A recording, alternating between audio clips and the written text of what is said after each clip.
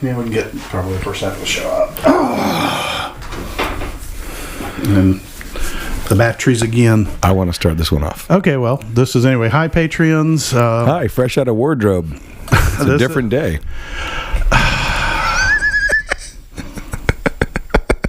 They already know. How would they know? Because I said it. Because you said it, yeah. Plus, they're smart enough to watch the other recordings where I never brought a shirt. You change shirts. This time I did, yes. So why do you pop it then? I don't know. Oh, This is the sneak peek behind the curtain. The curtain. Is that a cross between a cushion and a Plus, curtain? also they're gonna go. Wow, it's been 2 weeks, and did Scott really rage scream his entire way home again? Well, that's true. So I don't want them to think that I'm on the edge. You're not. I tell you this in confidence. You keep saying that. He's never used that word except on the air. I know. Anywho, Patreons, we hope you guys are having good preparations Yes. as this show is coming out on December the 15th. Yes. Christmas is coming. Feliz Navidad. Feliz Navidad. In all the other languages, and Cherry Missmas and a Yappy Hooner. Okay, yeah, that too. But he was making fun of the fact that I'm drinking the equivalent to a Bloody Mary without No, the you're drinking alcohol. ice ketchup. I'm not. As I told him, it's a pinch of salt, probably a half a jigger of Worcestershire sauce, tomato juice, not ketchup, no sugar in there, and I could either add the rum or I have a newt. I have many friends that are newts. No. This is where I get hit really hard. So, anyway, you're over here drinking oil treatment. Hey, I don't know about the rest of you, Having some problems you need to bring up and get yourself moving freely. Scientifically treated petroleum. No, it does not mean Studebaker test products or sex takes practice. Okay, I think it's time to start the show now that you got that out of your system. I'm an old Richard Petty fan, okay? Yeah, you are. I grew up watching him. Yeah, and you remember the Japanese sumo commercial? Huh? Yeah, the STP can, and they take a screwdriver and you stick it in there, and they'd give it to him and try and hold it with 2 fingers, and then no matter how hard he squeezed, it would still. Nope, never There's saw a whole series of that for STP. Let's check that out. Yeah. But the one with the sumo wrestler was really good because he just had great facial expression going, can't hold on to this. And that leaves you so many wrong thoughts, doesn't it? Yeah, moving on. This is a kid's show. All right. You wanted to kick off. Yes. Flatulent giraffe. I had to do it every show now. Hey, Jeepers, welcome to another On the Trail with Kevin and Scott. That's right. Not only is it December 15th, show 107, but it's also that magical time of year when my jokes continue to be terrible, and we deck the hall with the Yule log and mistletoe and garland and all kinds of stuff. Did I get that wrong? Not in this house. What, don't you put the Yule log in the fire? I don't have a fireplace. This is frickin' Florida. Whoops, be right back. No, the only place we do any burning's in the pile outside, and it's still 80 degrees. If Susan asks about the Yule log inside the cardboard box pushed up against the wall, don't worry about it. I think I didn't put it on fire. But with that would be good. I am Kevin, the slapstick parts guy, on a continual mission to make Kevin go, why am I doing this You with are this Kevin? weirdo? I am Scott. That keeps continually forgetting my name. As you can tell, this is December 15th, and I have not hit the eggnog yet, narf, but I'm probably going to soon. Thank you for bringing back the Animaniacs. So with that, as I will share with you the ramblings of an insane mind, I will also share with the fact that my co-host Kevin is the engineer. Kevin, take it away. Good God. How much has he had to drink already? Oh. The Patreons are getting the best view right now. They're going, wow. Wow. And I do this voluntarily with him. Hey guys, I'm Kevin. As he mentioned, I'm the engineer, the guy who does research, reads instructions, uses the correct tools, and I actually even follow those instructions most of the time. Like a torque wrench. He is on a roll. We could not script and plan this crap. Nobody would believe it. See, remember, this is the how. Okay, but while we will share what we talked about that already, we will share what worked. Well, let me put it. I'll share with you what worked for me, and I'll even share what didn't, because that's probably more important.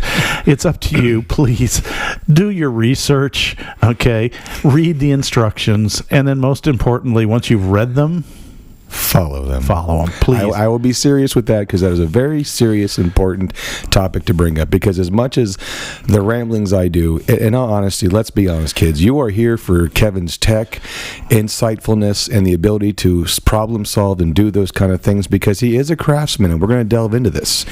And you guys also know that I'm the one with the slapstick fart jokes, so this is a really good yin and yang balancing out podcast. If you say so. It would go along a lot better if you could make that solemn proclamation without breaking into histrionics afterwards. Solemn proclamation. Well, you dropped into that real serious politician voice. Kids, just so you know, I want to talk to you right now about the dangers of flatulent giraffes and the danger they pose with the methane emissions that particularly at concerts where everybody's holding up their butane lighters. Because they're up that high. That's why I'm sitting there. Oh, man. So, guys, we really do have a Jeep topic for this Jeep podcast. Yeah, we do. So we have several, in fact, but, you know. You know, and since this is the December 15th show 107, like we talked about. Yeah, you were supposed to wear the green shirt. I have the red shirt, and somehow you wore the gray. Hold on, I'll make it green. Oh, gosh. Okay, anyway, so, he doesn't want to play anymore with me, kids. No, we always talk about the very interesting things and about how the internet, again, the plethora of information and fun that it is. I thought of something. So, like Christmas, when we all sit there when we're young and we go to meet Santa at the mall, you know, because it's one of his... Can't do that right now. You got to stay 6 feet away or in a glass cube. Well, now when you stare up at the plexiglass wall behind Santa, or in front of Santa, for that fact, you know, sometimes, as we all do when we first meet Santa, usually we all cry and scream and in terror. So, are we opposed on a visceral level? Am I using the right word there? Because you know me, I screw words up all the time. Where it's opposed to meet our heroes. I have no idea with what you're saying, where you're going with this. I can't comment yet. Well, we're scared about meeting our heroes. Okay. You know, Santa we put on a pedestal. That's meeting your hero. Okay. And it's very interesting because watching an old TV program you all may have heard. It's called Top Gear. They talked about meeting your heroes. The cars you had on your bedroom wall as a kid, you know, the Lamborghini, 450s or F450s. Or sorry, the Ferrari F450s. Wow, I just lost all street cred with the car crowd. Lamborghini Countach. Yes, Lamborghini Countach, the Porsche Carreras, and all these cars you see on your bedroom wall in the early 80s and 70s and 60s. You know, like I love the 69 Dodge Charger. One of my dream cars. But I know that's an American muscle car. It's going to handle like a boat, you know, and it's compared to now, it's not very fast. Not very comfortable. It was a whopping 260, 270 horsepower. Yeah, I mean, are they great? Again, nostalgia. So that kind of got me thinking because, again, on the interwebs, there was a conversation about the Jeep Gladiator. And about how, you know, it was towing something, and this guy went into a long diatribe about how it's not a real truck. He hauled over a ton of gravel in his J10, and that if it wasn't a two-door J10 pickup truck, it was literally, and I'm sorry for using a naughty word, crap. You know, I hope I can say that word. And should I, in all honesty, should I bleep that out or leave that in? No, I think that's a legitimate term. Okay. So basically... It was rubbish, was the implication. I'll go with that. So if it jumps cuts, I use the word rubbish. Okay. So if it didn't haul a ton of gravel, it's rubbish. Okay. No, you know, I find that interesting, and I saw the same post, and I'm going, you may have carried a ton of gravel in a J10. Right. But you damaged it. You just won't admit it. Yeah. And so the guy... Because that was a half-ton pickup. Because I won't go into the diatribe of the conversation too much. I stayed out of it. I watched a good friend of ours basically say, oh, so you're saying if it's not a CJ, it's junk. You know, and the whole 9 yards. Some of us like to have the newer vehicles. Some of us like to have a vehicle we get out and starts every day. I'm like, you sure you got a Jeep? The point is that, you know, yes, new vehicles have problems. I'm not going to lie. My business is new vehicles having problems. I'll be honest with you. And and 27 years doing parts, there is no new vehicle without problems. They all do, and I'm sorry. That's It's just a fact of life that a lot of the manufacturers use the public as their true final test facility. Oh yeah, because who's else going to beat something like a rented mule and take it beyond the capabilities of the vehicle? Yeah.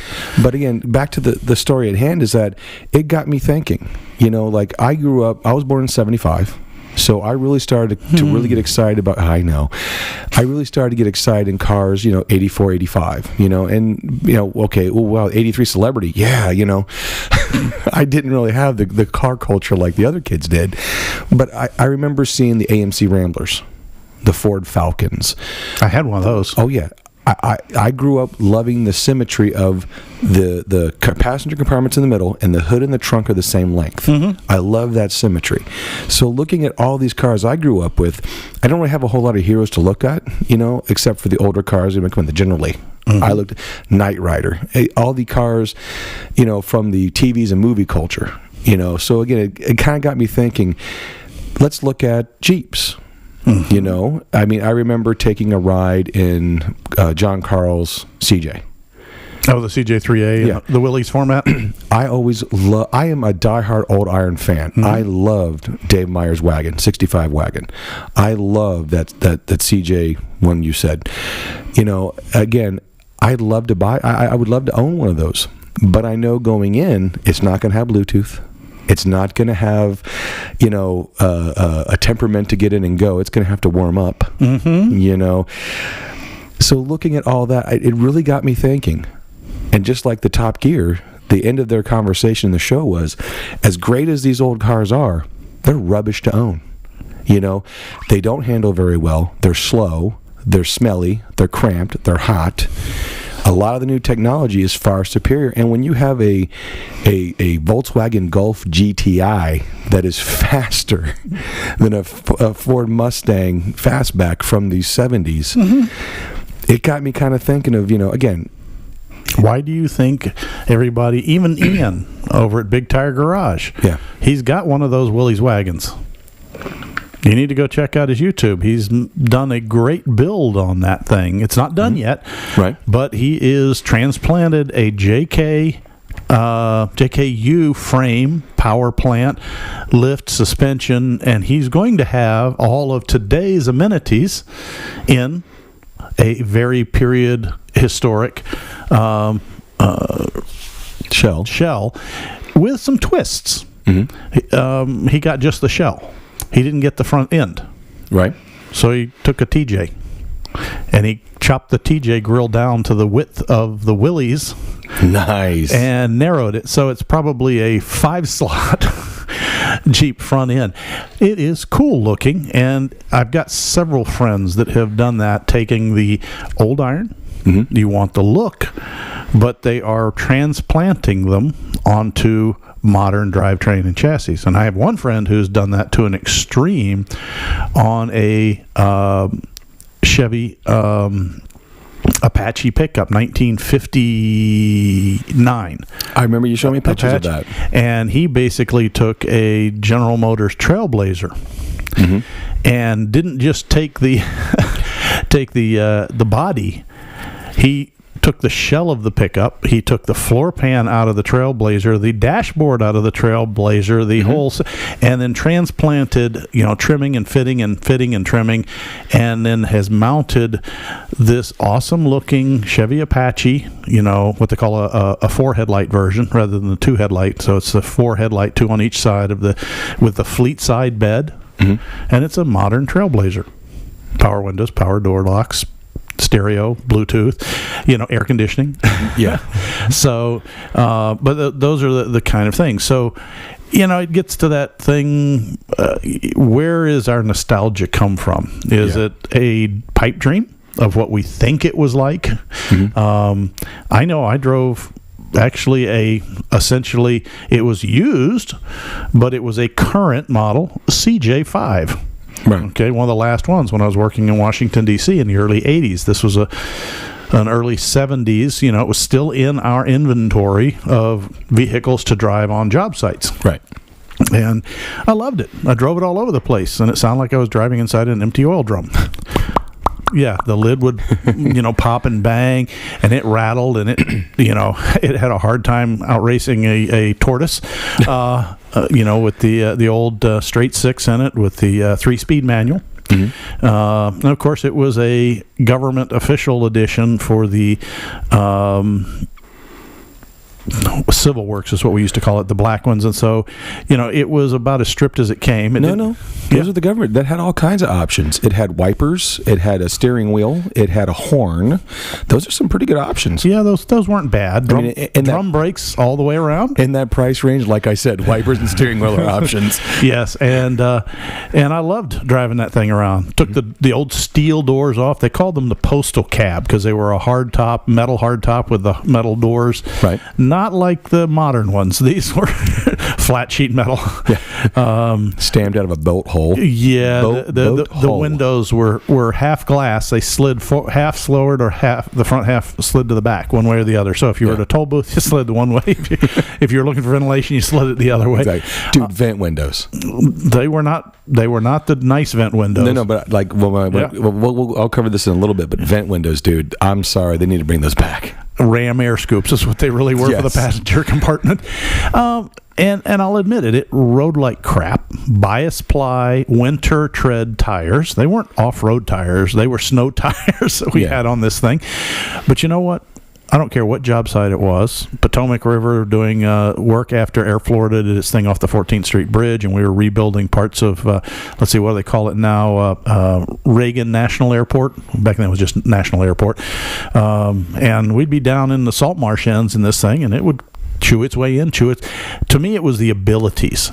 No, it wasn't really great at street, but it got through town. Yeah. I mean, it got through Washington, D.C. traffic, right in front of the White House. I'm sitting there, no radio, just a blank plate with a hole in the dash, and you couldn't have heard it anyway. Get any station you want to, as long as you hum it in your own head. Yeah, or listen to the guy who's pulled up to you next at the red light. Exactly. Turn that up a little louder. Here's Kevin driving to work. It's a small world after all. Gonna get hate mail on that one. But I don't know. That's a good question. I want to rebuild some more old vehicles, but I do want to do a resto mod. Yeah. Because I have become somewhat addicted to comfort. Even my TJ, let's be honest, slightly altered, is altered in places that a lot of guys would think useless on the trail. Yeah. Suspension seats. Mm-hmm. Air conditioning, cruise control, Bluetooth, speakerphone, sub in the center console. Yeah, kicker sub in the console that I can definitely drown out the sound of parts falling off. Well, it's a Jeep. It's a Jeep, but my parts haven't fallen off in a while. I know, but I pick them up and bolt them up tight. I go around to check things. You're ruining the mystique.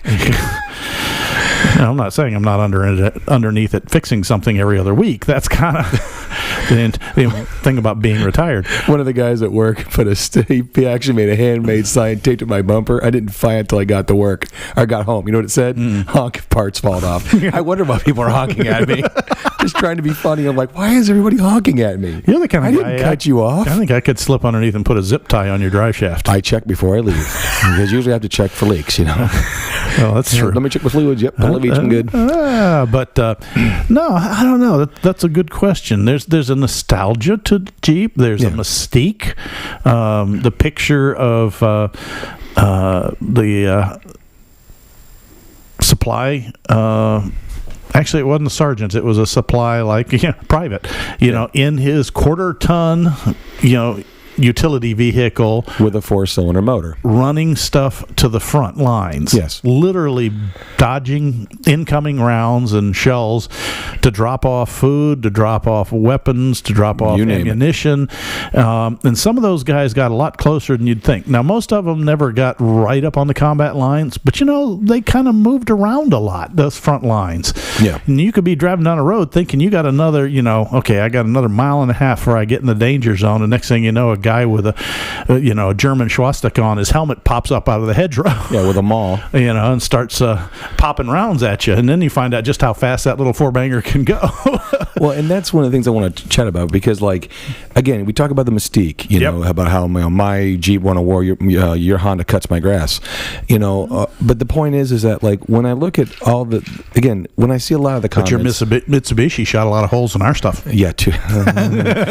but one of the things I think of, because Kevin brought up a point about last show about how I had a history of, I'll be honest, pigeonholing listeners or people talking on social media in one lump sum. Yeah. And, that was a personal moment of growth. I had my eye twitching. I was good. But I do see some people, and it's the same crowd, that always say, if it's not a real CJ, or if it's not a CJ, it's not a real Jeep. And I hate the term real Jeep. And I hate that because we talked about that, about how, the nostalgia of Jeep winning a war and doing these things. Now, again, the real original Jeep had a 4-cylinder motor. And, bear with me as I go down this rabbit hole. The idea of the survivability and ruggedness of simplicity, I think, is what inherently gave Jeep its mystique. Did I follow the good train of thought with that? Yeah. Okay. So when people see the CJ, they think of it as a natural progression of the 4-cylinder to a 4.26 cylinder. And then, some of you had the 302 V8s. Okay. Like we talked about last show about, V8s in a Jeep. So I understand the natural progression to rugged simplicity and not a lot of electronics and or nanny state. But there wasn't any then. Exactly. The CJ5 to the CJ7 had as much of the, what I want to call it, amenities as any other vehicle. A CJ7 had crank windows, but so did a Ford Mustang. Yes. They had a 4-speed manual transmission. So did the Mustang. All right. You could get it with a 302 V8. Well, that was bigger than the 289 in the Mustang. And I'm just using the Mustang because they're period comparable. One's a sports car, one's the He-Man off-road Jeep. The Mustang had coil up front and leaf in the rear. The Jeep had leaf on all 4 corners. Yeah. The Mustang came stock with a straight 6. The Jeep came stock with a straight 6. They both had... Was it the straight 6 or the 4-cylinder stock? For the CJs. The ones I'm thinking of, I'm sure you could have gotten the 4-cylinder in a few of them, but pretty much most of the CJ7s came with the... Everybody wanted the inline 6. Wanted the inline 6. Okay. I just want to clarify Not saying it wasn't available in a 4, but the predominant, unfortunately I was back in that time. And do remember when the Golden Eagle was a trim level brand new. and the denim, the Levi's editions. We had to send someone to get bearings for a Dana 30 the other day at work.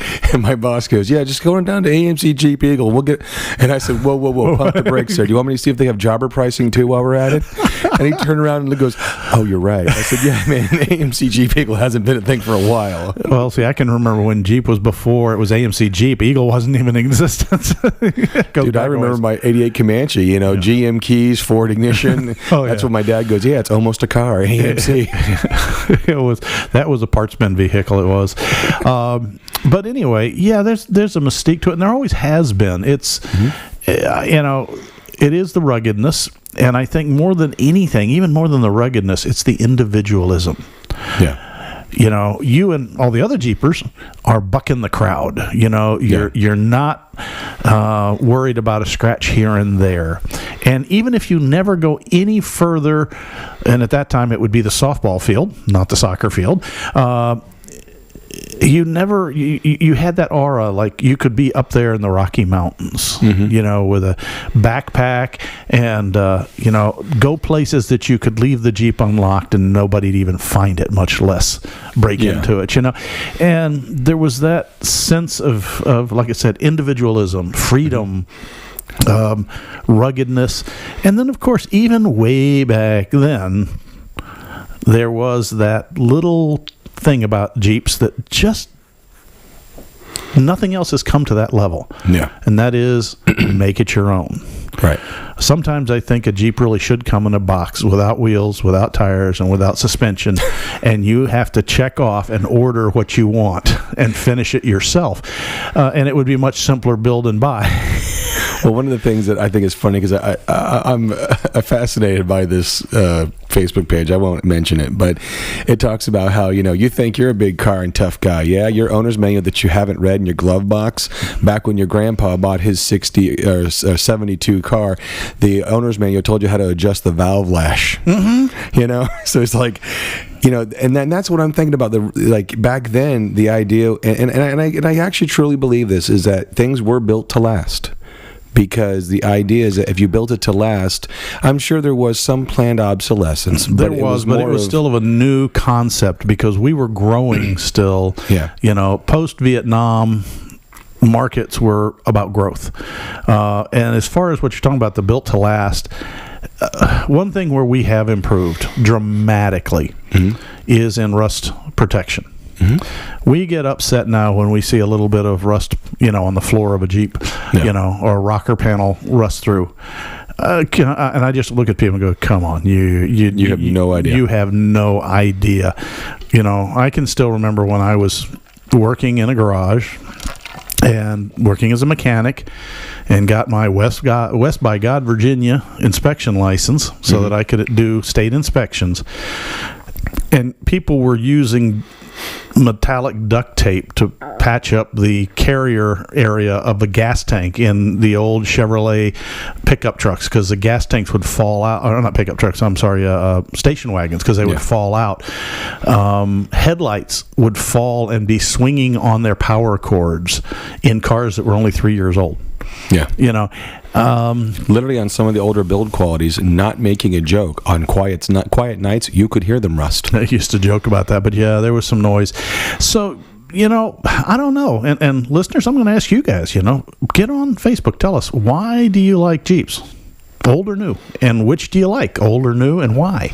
I'm very curious about it. I have my own personal view. I'm one of those people who I think everybody hates, because I'm right in the middle. Mm-hmm. I think the CJ was great, but it had its flaws with the straight suspension. Mm-hmm. The YJ was really just a reskinned CJ. Yeah. The tubs are the same. It's got a different front end on it, and that's about it. And I'm not a big fan of the JK series. They're good Jeeps, don't get me wrong. Yeah. They are very serviceable, but they were first step into the, in my opinion, the soccer mamification. The CAN bus. The CAN bus, the electronics, I'm still a fan of the TJ. The first one with the coil suspension, which I didn't think was a bad thing. Right. It seems to be adaptable. I have seen it adapted to many different platforms. Mm-hmm. But then again, nowadays, a TJ is an ancient beast. That's one question I have to ask you. Yeah. How long did you drive that CJ? About 3 years. 3 years, okay. Here's my take on it.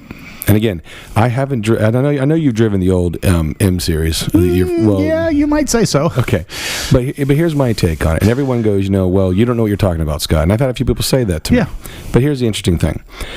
My first Jeep was an '88 Jeep Comanche. Okay. That I helped rebuild. Mm-hmm. Okay, just the engine wise, and comfort wise, it had air conditioning. Okay.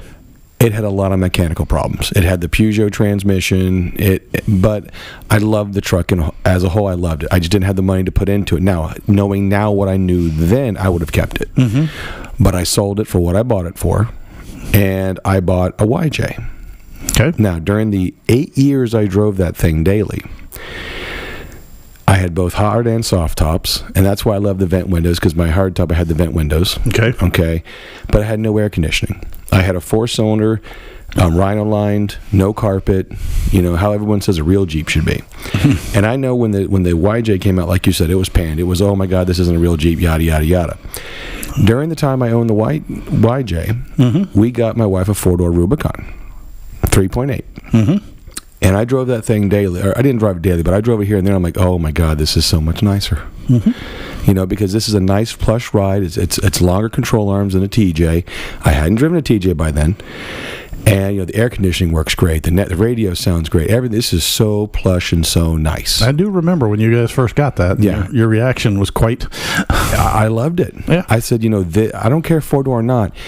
As a daily driver, It was awesome. this is a great. And I was a trail rig. It was very capable. It was. But I'd rather take the YJ out into the rougher areas because I knew the survivability would be higher because, again, I could spin the wheels in the YJ and not have to worry about it. The sheet metal was thicker. You know, I didn't get hit with a beer can off the road and dent my door.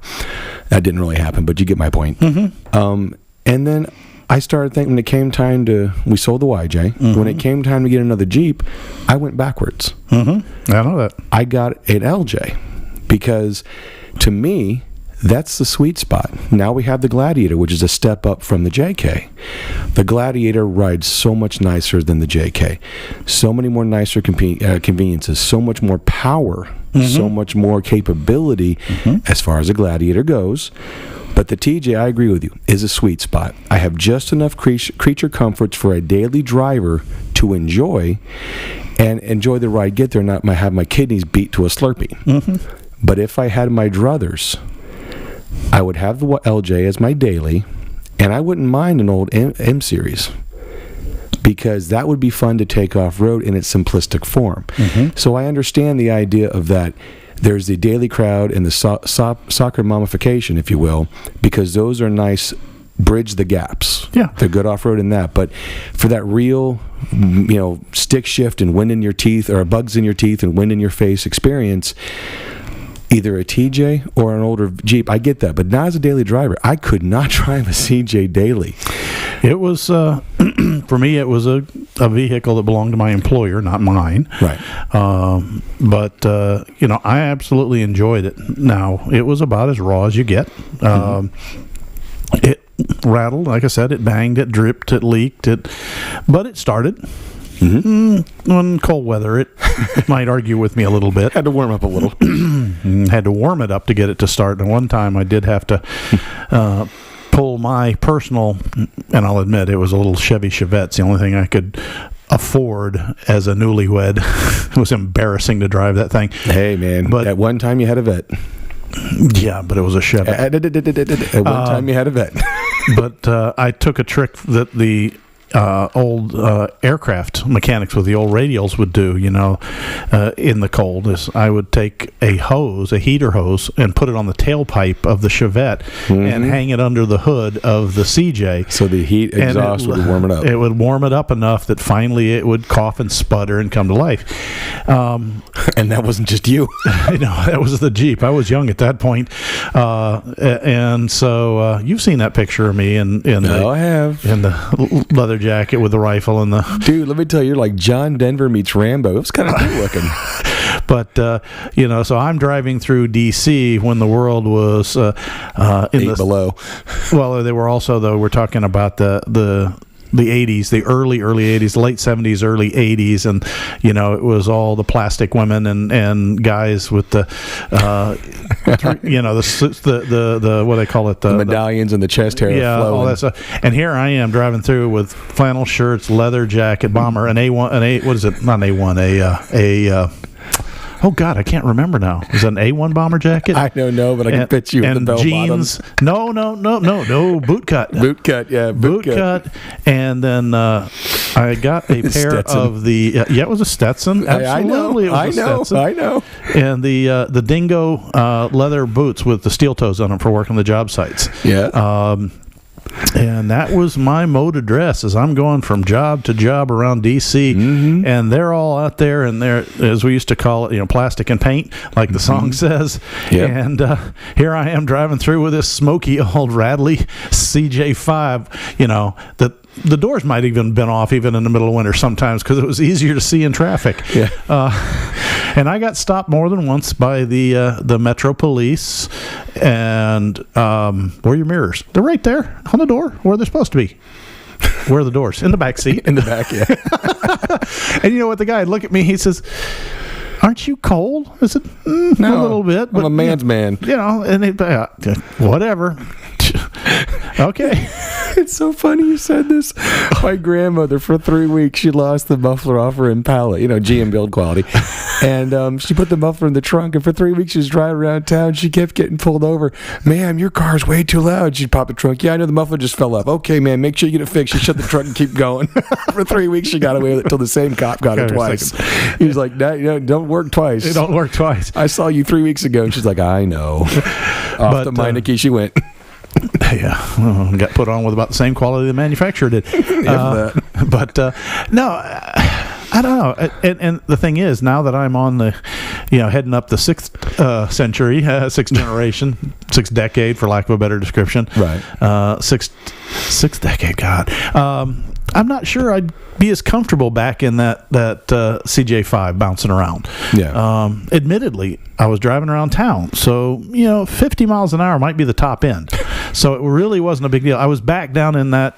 Well, remember the original Jeeps were limited. They had a big placard on the visor above the driver's side. Maximum speed, 45 miles an hour. Yeah. What's the one that Bonnie bought that they're going to call Jarhead? It's the M175 Kaiser front end. Oh, yeah. You see, I love the military version pickup. Oh, my God, that was a dream. For those of you, referencing our last show, for those of you who want a Jeep truck that's a real truck, get the Kaiser 715 military spec truck, if you can find one in good shape. Yeah, well, most of them have become iron oxide. Well, and that's the thing too, like back in the old days, like don't walk here. See that rust spot? That's the rust spot of a World War II hero. One day I'm going to fix that thing. But no, like we talked about the technology, technology is a double-edged sword. Like, now we have hydroform frames. Yep. So they're stronger per pound than the regular frames. However, because they are thinner, rust degradation is more severe quickly. Does that make sense? You have less to work with. The old frames were so overbuilt because of the fact you were working with roll stock, or even forgings. You could rust for 20 years and still have enough cross-sectional area to clean it up and paint it and keep moving. On the other hand, the entire life of the vehicle, you were dragging around an extra 500, 600, 700 pounds of steel that wasn't really doing anything. On bias ply tires. And now the hydroform frames, you don't have an extra pound to spare. Okay, so that's why with any of the hydroform frame vehicles, you have got to stay on that rust. And especially TJs. Yeah. Oh, TJs.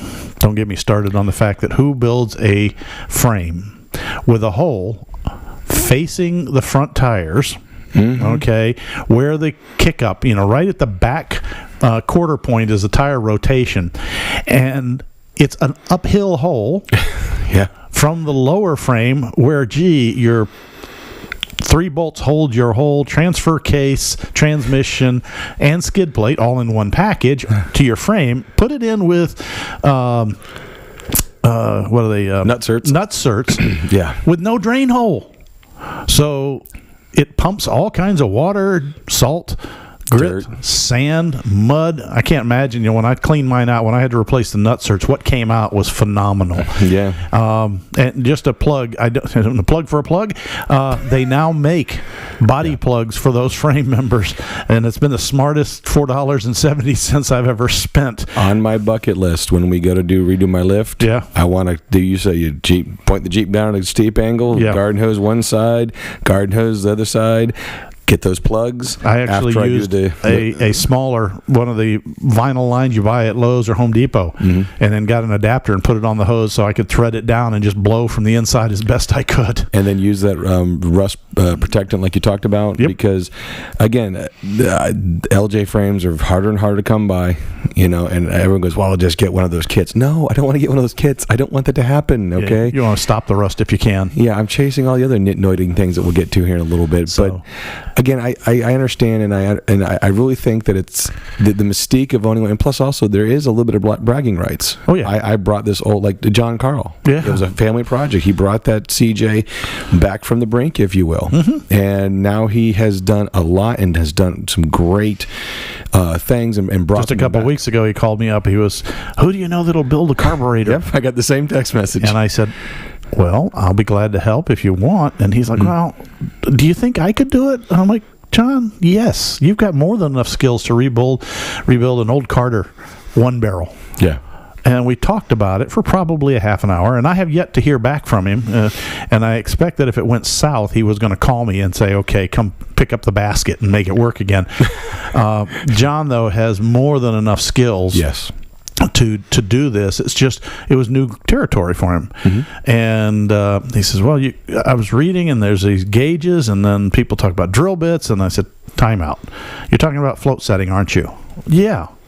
You don't have to be that picky. Yeah. I said, if it's turn the thing top of the carburetor upside down, if the float's basically parallel to the top of the bowl or the top of the carburetor cap, top, and then turn it over the other way, and then get yourself a piece of hose if you're nervous about it. If you're not, like I am, you just go to the fuel inlet, turn it upside down, blow in it. If air goes out, you didn't set it right. If you can't blow through it, you're good. Turn it over the other way so the float dangles down, blow through it. If you can blow through it, you're done. Your float's set correct.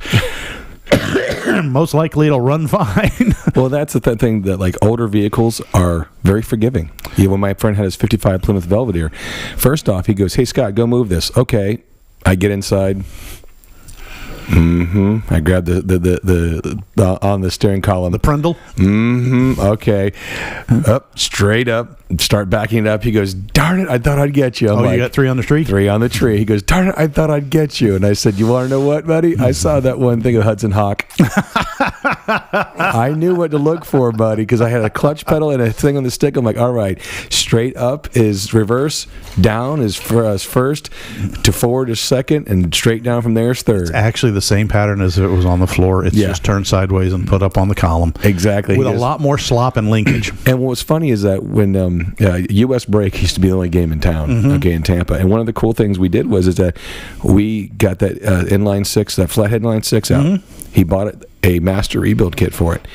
We had never built anything, and like my first experience driving a V8 was his 72 Buick Skylark, which was actually rather cool because I did my first burnout in it. But besides the point is, we tore that engine down, we honed it, put the new rings, put it all back together. It ran beautifully once we got the break-in procedure done because it was very forgiving. Now, there's a point of contention. It ran beautifully. Wouldn't move anywhere because someone put the clutch disc in backwards. Oops. And it was the last clutch disc on the planet. So we took it down to U.S. Brake, and they refinished it for us. Yeah, I was going to say, you could reline a clutch disc if it's not mutilated in the metal, the center. It was darn close. Gotcha. But we got it done, and a new turning of the flywheel later. Oops. But again, it was fun because the older vehicles are forgiving. When we took the transmission out to rebuild it, holy cats, dude. The transmission itself was like the size of your keyboard. But okay, let's compare and contrast. Yes. A couple of the guys that we know, I'm not embarrassed to say I'm over 60. So my preference, of course, I do like my TJ. Right. Because it's older and simpler. But let's grab some of the new guys that are, mom and dad just got the 16-year-old his first Jeep. Right. And he's driving, and he looks at a 2011 JKU as, God, that's an old Jeep. It's easy to work on. Versus a 2020 or the soon-to-be 2021s, right, which are the latest thing coming out, folks, in case you haven't seen it. And it's broaching in some of the newer vehicles out there, is instead of a CAN bus communication, there's, what do they call it? Oh God, I forgot it. It's local area network, or so.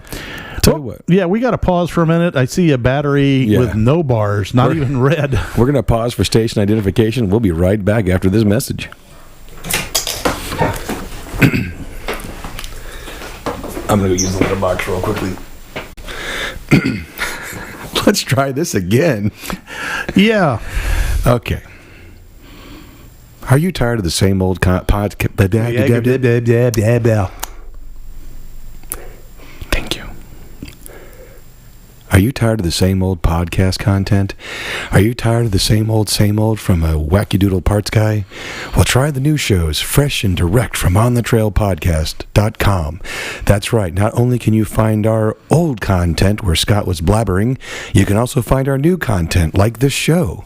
And also check out our Patreon page. Big thank you to all of our Patreons who can see these videos, and to our corporate sponsor Patreons, and to you, the listener, who made this show possible. And now, back to our show.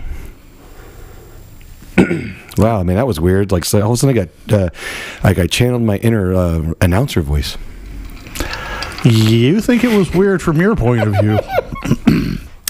So anyways, sorry about that dropout, folks, but some of the camera gear here is getting a little antiquated, and the battery's life is kind of like my jokes, thin and dying. Hey, just because that I was talking about the battery. It's okay. You're the one that cut in on mine. Well, to be honest with you, like that battery and that little thing I just did kind of died on the vine.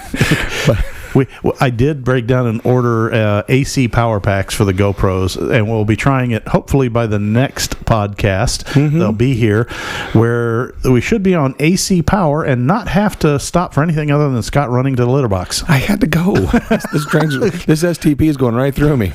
So, you need a little higher weight. Exactly. Nah. get the either that or the pre-assembly lube that's a little stickier and hangs on there. Not going to touch that. Not going to touch that. So anyway, back to old Jeeps. Yes. Is where I was talking about is the fact that, what's an old Jeep is relative. And that's one of the first things I guess we should have hit in the beginning, and is, to me, a TJ is still a modern Jeep. It is a pre-CAN bus, but it does have a data network, but it's a very simplistic one. Mm-hmm. The later models all have the CAN bus, and then there's something local. It's not a LAN, a local area network. It's called a LIN, I believe. Mm-hmm. Local integrated network, to where some vehicles now, like the alternator. The alternator has a computer in it. Yeah. Not just a set of diode packs and that the ECU can control, but rather the actual computer portions are in the alternator. Mm-hmm. GM's doing a lot of that. And so the ECU just says, hey, I want to see 14 volts. And then the alternator puts out and checks the voltage and basically works on its own based off this data packet, which is going to make it, to me, kind of a more challenging thing, because I was watching one of the YouTube channels that I like to follow about a garage up in New York that I've talked about before, but the guy just phenomenal diagnosis. Judo Chop. Yeah, that one. That's a great channel.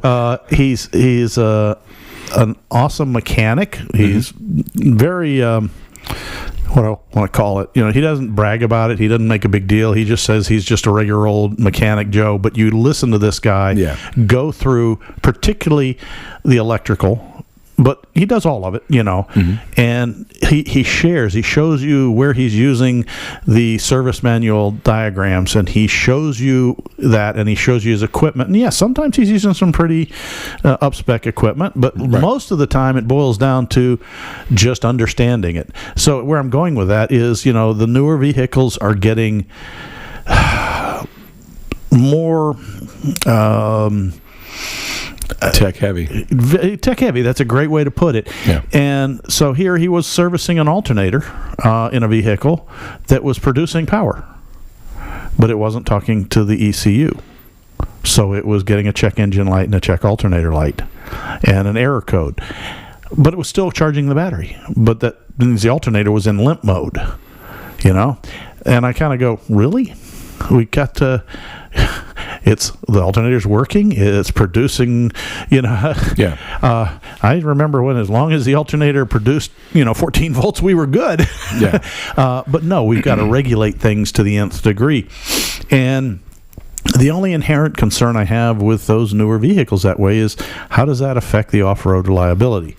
Yeah. For all the creature comforts I've added to Slightly Altered, I'm not afraid, and you've seen me swimmer up to the door jambs and deeper, and if the lighting circuit to the tail light went and I lost my backup lights, so what? Something got wet. Something got wet, and I can still get it home. I can get it home.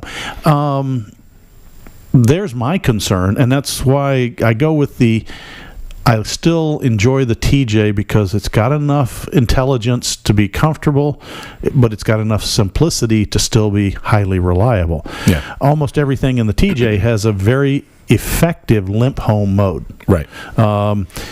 And it's limped home a few times. Let's be honest. We've been out on the trails together, and I've seen many of the newer vehicles not limp home so well.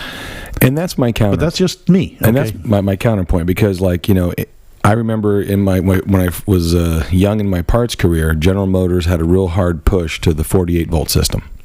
Oh, yeah. Okay. That didn't last long. Well, the idea is that cars are very computer heavy. Mm-hmm. People are plugging in everything, from their Walkman to their Discman. Yep. And so, and plus also everyone putting out all this electronic stuff. So look at the Gladiator. I have a 12-volt battery on top of a 12-volt battery. So now I have effectively a 24-volt system. No, you have two 12-volt cells in parallel, not in series. But the point, though, is yes, there is tech-heavy stuff. And just like I talk about going into buying an older Jeep, you got to go in buying a newer vehicle. Is this vehicle going to be the trail horse that I could take it out and get it swimming up to the doors? Could I take it through a mud hole? Could I take it rock bouncing? The answer to those questions is I didn't buy it for any of that. Right. I bought it for mild trail usage, if it's going to get trail used at all. Yeah. The fire roads and things like that. Citrus, and maybe Jasper. Yeah. Maybe Jasper. But the idea is that the JK, we had a daily driver and tried to use it as a trail rig, which worked and works for a lot of people. But seeing the shortcomings of the JK, knowing what I know now, that's why I went with the TJ myself, or the LJ, because, again, it's that sweet spot. Just like when I talk about knowing your enemy, not enemy, but knowing what you're getting into with the older models. Yes, the 4.2 is bulletproof, but it was not fast. Did it have a lot of low-end grunt? Yep. But you get that in a certain angle, you're going to starve the carburetor for fuel. Well, in the same angle, you'd be starving the engine for oil. But again, this trail survivability. Mm-hmm. So that's when we talk about bench building and what are you going to use a Jeep for? You know what I mean? As we've said many times, I think that is the one place that most new Jeep owners and even existing ones are not really honest with themselves. And I actually, it's a sad. Sorry, I was standing on my own headset cable. I'm going, why is my ear being pulled sideways? Good thing you weren't shaking your leg. Strange thought processes there, Scott. So,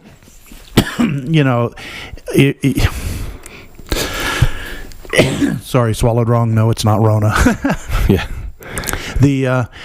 I think most people that are dissatisfied with their Jeeps in one way or another were not honest with themselves. And I'm speaking about those that are unhappy with what they've done, not necessarily those that are unhappy with a stock vehicle. Because, again, we've said many, many times, Jeep builds it for the masses, not for you. Yeah. I hate to put it that way, but but that's true. It's built for the masses. But it is built with the flexibility that you can make it your own. But what is it that you truly need it for every day, the vast majority of the time? And you need to rank those, and that's just my way of doing it is, I had to admit to myself, as much as I'd love the, uber tough forever trail rig, my wife has a couple of busted, or blown out vertebrae in her neck, and I'd like her to go with me. So it had to have a soft suspension. I wanted to be able to drive it, through Mojave someday. Mm-hmm. But when I built it, I had to drive to and from the base every day for work. Yeah. It was my DD. So I needed a vehicle that could handle rush hour traffic. And folks, I'm not saying that rush hour traffic in Tampa, Florida is bad. I've been in DC, I've been in New York City, I've been all over the world, quite frankly. But it does one thing that most of them don't, and that is, I don't care what the posted speed limit sign. The road's open, we're gone. And if you don't keep up with traffic, you get run over. You can get rear-ended really bad.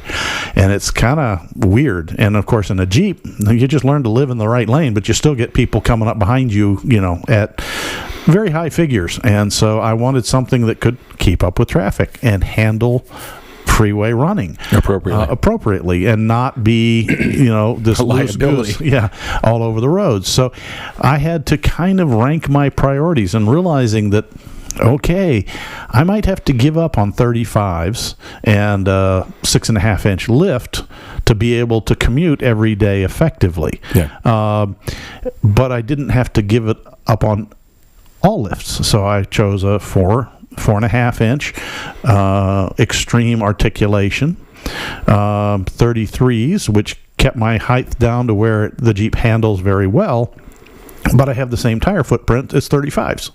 And little things like that, give and take, and I had to be honest with myself. And was I perfect? Nope. Okay, I made a $5,000 error. You know what that was, Scott? The re-gearing. No, the front end. Oh, that's right. Yes, I tried to build the 30, the high pinion Dana 30. I got a high pinion axle. Fortunately, it was cheap, and then tore it completely apart and did a little tweaking here, a little tweaking there, new gears, new half shafts, the whole 9 yards. Put it in and ran it for 2 years and bent it. On 33s. On 33s. All right, so had to replace it, and I decided I was not going to buy another front axle another time. So that's where my Pro Rock 44 came from. Right. And I spent probably 4 or 5 phone calls over the period of 2 weeks with Pro Rock on the phone to build out the sheet on my front axle to what I wanted. And they were laughing because they're like, well, what tires are you going to run? I said, I'm running 12.5 33s. Okay, well, anything we have here would do that. I said, really? I said, if I stand the Jeep on its nose entirely on the front axle, you might want to up-spec the tubes. Okay. But why would you do that? I said, not why would I do it? I've done it. And that's why my other one is now bent in weird places. Right.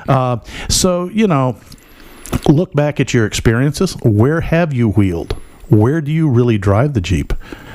Is your wife or your husband, who is not the off-roader, because it can be both down here, I guarantee you, there's plenty of situations where mama's the wild one behind the wheel, right, Scott? Yep.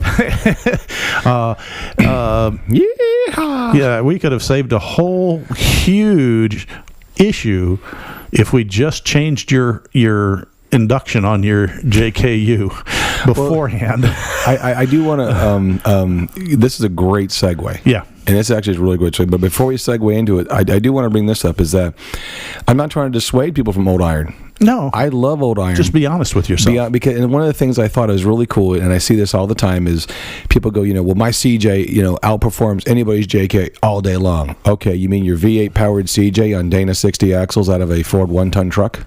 Yeah, that's not the original CJ. You're not in a CJ anymore. So that you're in, Joe Smith's custom built. Right. So my whole thing in this, and I'm going to segue the segue if we can do that, is that, we talk about being honest with ourselves, is there is nothing wrong with just taking your Jeep out, enjoying it as it is, because it's very capable stock form. Kevin and I told one listener that came to one of our teaching events, what's the first thing I should do? Sway arm disconnects. Big time. No. Sway bar disconnects. And then go out and find yourself some off-camber trails and some gullies and spotters that will go with you. And we've done a lot of that with people. We've taken several groups out over the years and introduced them to their Jeep. Because if you've never wheeled it, if you're listening to this podcast dreaming, God bless you. But, you go out the first time. And I personally, as a training spotter, I love teaching, and this is going to sound very sexist, and it's not. I love teaching women because they tend to be open-minded, and they listen. Because they don't try and convince the world they know it all. They go, I've never done this before, but I think it's cool. Teach me, and they listen.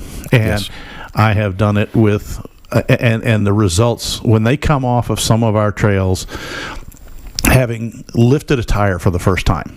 Now, if you're a seasoned wheeler, you know that lifting a tire is not a big deal. Really is part of just driving. But the first time you do it and you lift a front tire and then you ease forward and then you hit that tipping point, for those of you who know what I'm talking about, and she starts to creak and the suspension kind of groans and it talks to you and you see the eyes start to turn all white and you get their attention, calm down, you're going to tip forward and it kind of goes, come on, but start moving again, you're good. Now your rear tire's off the ground. Yeah. And they roll on down, and the next thing you know, they get that bump in the rear as that rear tire makes contact, and they come on through, and you spot them right and left. And when they come off and they jump out of the car, and they're screaming at the top of their lungs, not in your rage screams, but in the, my God, I did it. They did it. And it's really gratifying. Absolutely. From the coach and spotter. And as opposed to, and I'm not trying to be again sexist, but a lot of guys come in with a chip on their shoulder. Oh, I don't need spotting. I can do this.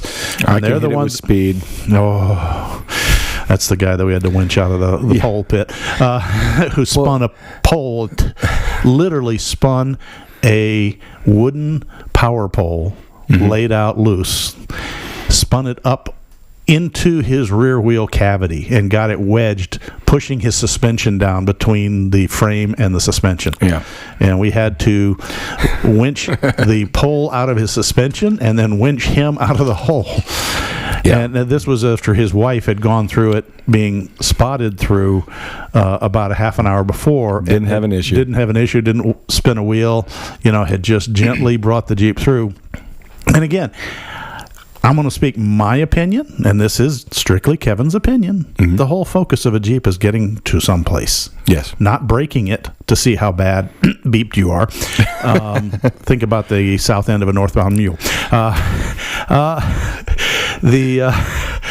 It's about getting places. It's about getting things done. The whole genesis of a Jeep was to move material, to move troops, to handle those kinds of things, to get from point A to point B.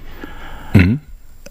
And that's what I still like to do with mine. It's just my point B, maybe a wee bit off the beaten path. Well, and that's another thing too. When we talk about like older irons, older iron is you can't buy a lot of the off-the-shelf things. So here's where the segue of the segue comes in. Yeah, this is getting out to the garage, isn't it? You have to be a craftsman, okay, and or crazy, or crazy. So both work. We'll just tippy tire out there real quickly, and here's my point. My LJ has 150,000 miles, well, 30,000 miles of my I Love Tacos butt in it. And the previous owners, I don't know, but I knew the one guy was like 6'4". So in other words, he's scrunched down with his head up against. So he was Dinoing out the roof of this. So that seat has seen better days. That's an understatement. I didn't realize it was as bad as it was. Well, and so, again, we all know I'm cheap. But I'm also frugal, but I'm also trying to buy property and whatnot and other stuff that's in my life right now. But the point is that do I have the ability to go out and buy a new seat? Yes, I do. I have the ability to go buy 2 new seats. It's not a problem. But also, too, is sometimes like there's the parts changer and then there's a craftsman. And being in these older Jeeps, you have to be a craftsman. Parts aren't available for most things. So Kevin and I... You do want to sometimes fix instead of replace if at all possible. And I wanted to do that. So Kevin, with his experience, and let's be honest, and I'm going to put Kevin on the spot now, he's going to hate this. I have not met more of a Renaissance craftsman than I have in this gentleman that's sitting across from me. Because not only does the guy, he knows a lot about a lot. He doesn't know everything, but he knows a lot about a lot and is willing to learn.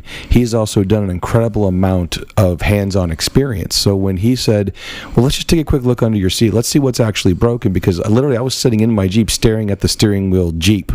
I'd have to bring the seat all the way up, sit very uncomfortably to see the hood of my Jeep because the cushions and the springs have collapsed so much. Imagine going to see your grandmother's sofa and you sit down. It's one of those that you sink in and your knees are up against your chin because it's cushed all the way down. And you're trying to operate a clutch. Yeah. So Kevin's like, let's just take a quick look. And he peeks his head up and he goes, oh, yeah, I found your problem, man. We could probably get some springs from Lowe's and we could probably repair this seat. It'd take us a couple hours. I'm like, well, heck, put a new seat in, take a couple hours. I looked at buying JK seats. Mm-hmm. The amount of fab work was even more than doing this. Oh, yeah. And I'm like, you know what?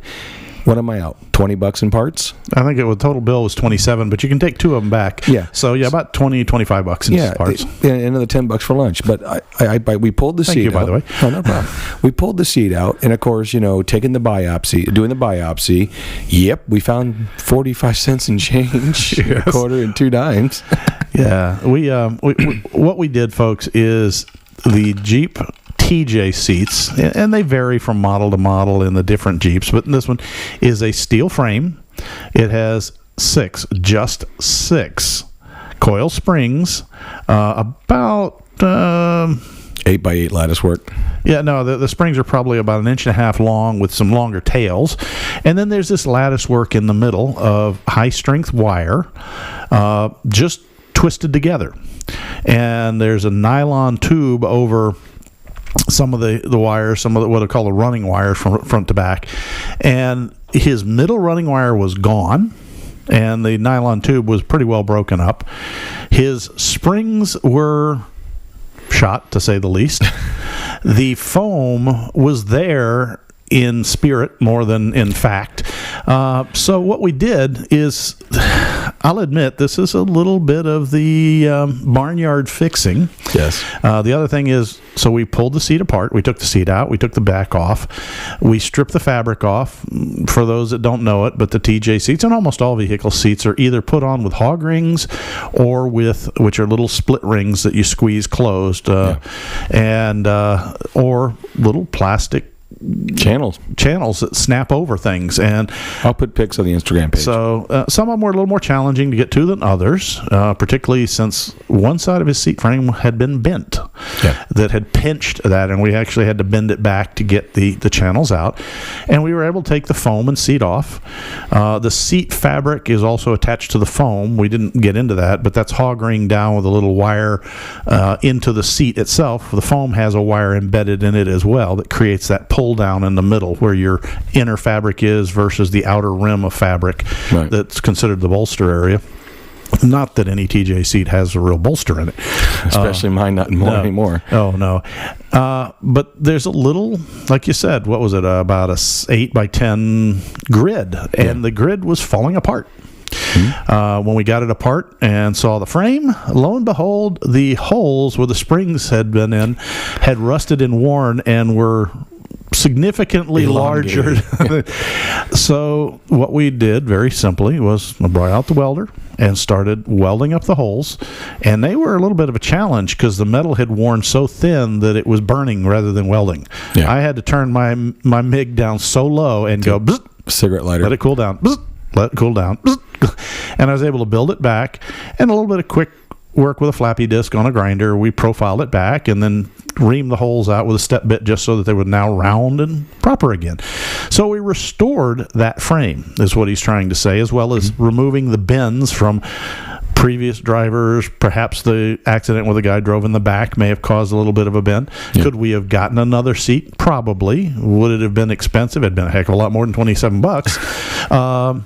Then we went back and went to Lowe's and picked up some pretty stout springs. Now, they weren't exactly the right length. They were a little long, but that was okay. We got a grinder. We got a grinder and a torch, and we shortened them to where they had some tension. I added, we bought some other fairly stout wire that I laced back through the center of that the seat cross high tension wires, and created a lattice work by tying them all together, keeping them spaced, fairly thick wire because that's a high tension area, and I needed it soft enough to work. But ultimately, when it's in, it's got to be strong enough to hold. And there's nothing down there other than the bottom of the foam, so it didn't really hurt to have some extra. And then we did some trial fitting by throwing the foam and then having Scott sit his butt on the floor. Like, hey, that's much better. And we ended up adding a kind of a rectangular piece of 1/4-inch plywood with the edges rounded so that it didn't dig into anything, and zip tied it to the top of that frame. Again, not that the seat drastically needed it, but the foam was pretty gone. Now, we could have gotten a new foam block if you can find one for a TJ. I don't know if there's anybody making reproduction ones now. They're to say, hey, buy a new seat. And then reassembled. We added some springs. That's what we did. The Jeep typically has 3 on the right side, 3 on the left side of the seat, nothing fore and aft. Yeah. And Scott's problem was the fact that, particularly in the back of the seat, it was collapsing. Right by the tailbone area. So we added some additional. I put 1 spring up front as a counterbalance and 2 very short, heavy springs in the back to the back area to kind of complete a 360-degree spring net. We doubled up the mid springs. We kept the factory ones, and we added the aftermarket ones to the same holes in a kind of a V pattern. Yep. To keep it stabilized, and then reassembled the seat. As he said, cleaned out a few quarters and dimes and things like that, and readjusted some of the other linkages that were not behaving well. Yes. The tilt and slide functions, and then reinstalled the seats, and it was amazing the difference. Now, the bolster area is still very soft, particularly the get in and get out side of the bolster, where it's been scrunched for 150,000 miles. 150,000 miles, and there's not much I can do with the bolster side. Yeah. But the center section that supports your butt, I can now see over the hood. yeah, it's and without being excessively firm. Okay, it still has some give and take. So, long story short, it was an interesting couple of hours reconstructing TJ's seat that now looks exactly like it did before we started. The difference Stealth is mode. It works. Yeah. And that was the biggest thing. And a for me. whole whopping $25. Yeah. You know, $25. And Scott now is like, now I know what the inside of a seat looks like. Well, and that's one of the things when we talked about this whole subject matter is that, like, you can't, I mean, okay, sometimes you can buy repop seats. Okay. But sometimes when you, like the drive shaft on John Carl CJ, Yeah. you know, sometimes you just want to keep that old. Yeah, you want to keep the original. Well, in some cases you have to. Yeah. If you're looking at a CJ3A Willys, you need the pencil shafts forward and aft to clear everything. Yeah. There's not enough Jeep there to fit anything that we think of as a normal drive shaft. Yeah. Heaven forbid any of these new super tubes you see, you know, that are 6 inches in diameter on some of the bigger vehicles. So he needed that pencil shaft up front, and when I say pencil shaft, it's 1 inch in diameter. Yeah. And you're not buying one; you're going to have it made. Right. Or in his case, we took the parts. We took it to Specialty drive shaft. Specialty Drive Shafts in Brandon, and said, Shane, can you make this live again? And his answer was, sure. Yeah. You know, we can cut and weld and fab anything. And he checked it over. He says, you know what? You don't need a new drive shaft. You just need the slip yoke end. Right. And so he put a new slip yoke end on, welded it in, balanced it, trued it, and John has probably an 80% original front pencil drive shaft with new U-joints in it. Right. But it fits his CJ3A like it was made for it. Because it was. And it works. And it doesn't buzz down the road and shake and rattle and roll. And he's got a weird one. He's got a CJ3A that actually drives straight. Well, that's another thing, too, where even if you buy some of this repop stuff, you've got to be a craftsman, especially if it's made overseas, like Malaysia. You got to do some fussing. The Brits have a wonderful term for that. What's that? They call them pattern pots. Because they followed a pattern. Now, Yes. the problem is that sometimes they took the pattern off the outside of the pot, so it's running a wee bit big, and other times they took the pattern off the inside of a pot, which is run a wee bit small, and none of them really fit like they're supposed to. That's like aftermarket body parts. When we was in the collision centers, they go, well, these going to fit? I'm like, let me tell you something. The die that they're stamping these things out with was good for X amount of units. They sell those units overseas, those dies, and then they proceed to stamp out more body parts. Yeah. Another 500,000. Then when they're done with that 500,000, they hit it with some PAM and stamp out another 500,000. So as the run they do gets more and more down the line. So The curves get softer, the details get looser. the first round where they had everything tested QS 9000 specs, Yeah. that may fit, but 500,000 rounds later, no. As the Brits would also say, it'll take a mite bit of fettling to make this fit. It's going to take more than that. It's like some alum and never mind. Aluminium. No, alum. Isn't the alum the thing makes things like... Oh, you're talking about alum like when you have a cold sore that makes you both cold. exactly. Yeah. That's what... I'm glad someone got that. Hey, you know what, though? In all honesty, though, I think we have gone very long on the show. We have, and feel free to edit. There's quite a few little bumps in there. So, folks, I hope you haven't been totally thrown off by this, but, we'd be interested to know, what is your ideal Jeep? Is it a make? Is it a year? A model? A style?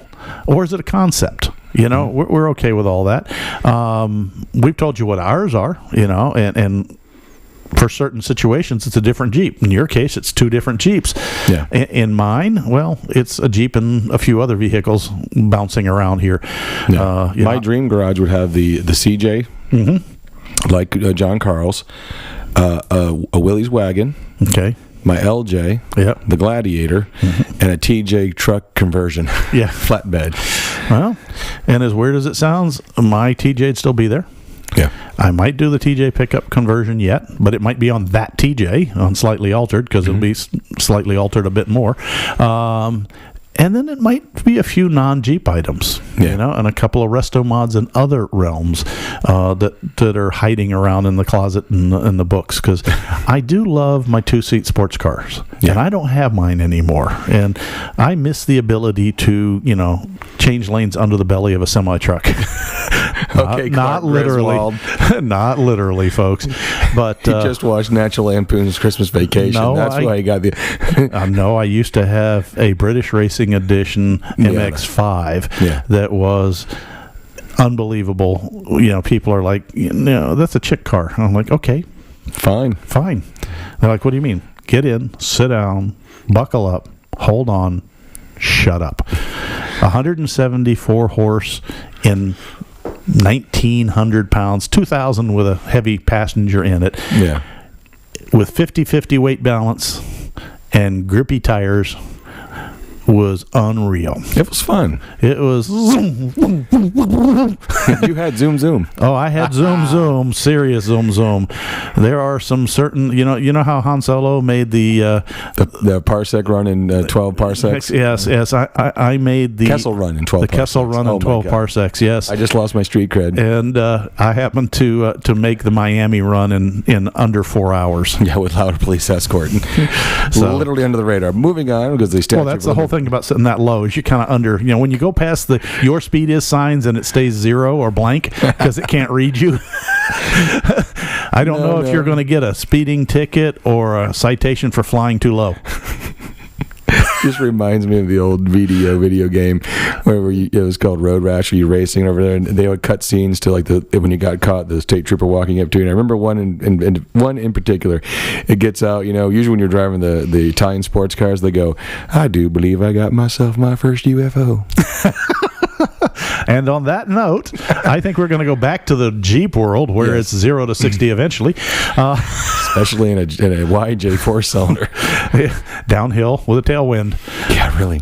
Hey, on that note, everyone, seriously though, have a happy and safe New Year. And Christmas, And Merry Christmas and Happy Holidays. I always say Cherry Missmas and a Yappy Hoonier. Absolutely. So whatever holiday you celebrate, have a safe one. Yes. We're almost done with 2020. We have 15 days left, 16 days left until the clock rolls over to 13/1/20. Yes, he keeps trying. I see smoke coming off the top of his head. It's been a long day. It has. But anyhow, folks, we appreciate your time. You're listening. It wouldn't be much of a podcast without you. Nope. So as we say many, many times, time enough. Let's put her lockups, put her in 4-low, and hit the trail. And remember always to will legal, tread lightly, take nothing but pictures, memories, and your trash when you leave the trail. And I got it right. Yes, last one of the year. We obviously want to leave our trails open for our children and our children's children, because if we don't take care of them, who will? Exactly. So, bye. Bye. See you next year. He got me. Darn it. Later. Man, my doctor called me. Warren with the Gladiator was texting me like crazy. He sent me